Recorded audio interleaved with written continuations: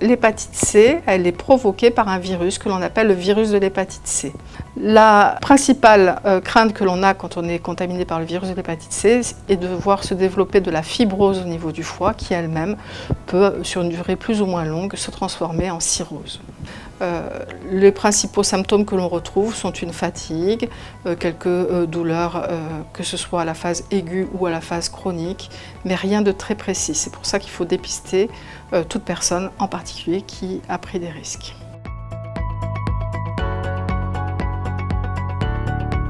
Le virus de l'hépatite C se transmet par voie sanguine, donc se transmet par la contamination avec du sang qui lui-même est infecté par le virus de l'hépatite C.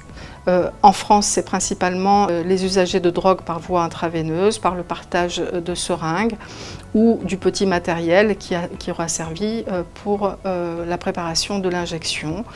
L'autre facteur de risque, ce sont les personnes qui, dans le cadre de rapports sexuels, ont une augmentation du risque d'exposition au sang, en particulier les hommes qui pratiquent le sexe avec d'autres hommes ou qui ont des rapports sexuels multiples.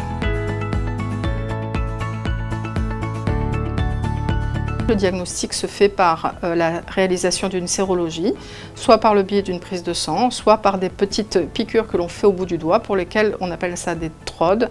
On a des résultats très rapides en moins de 5 minutes. La confirmation de l'infection se fait par une autre prise de sang où on recherche directement le virus.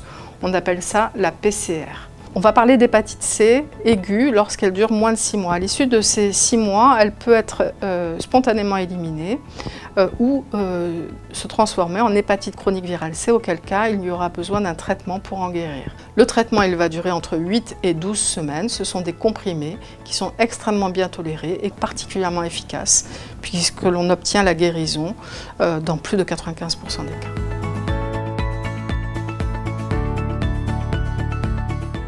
Alors, il n'y a pas de vaccin disponible contre le virus de l'hépatite C et le meilleur moyen de s'en prémunir est bien sûr de respecter d'une part les règles d'hygiène et d'asepsie de base et en particulier pour les usagers de drogue. Il y a tout un travail de réduction des risques qui est fait en leur proposant des stéribox, des seringues à usage unique et en leur apprenant les modes de contamination.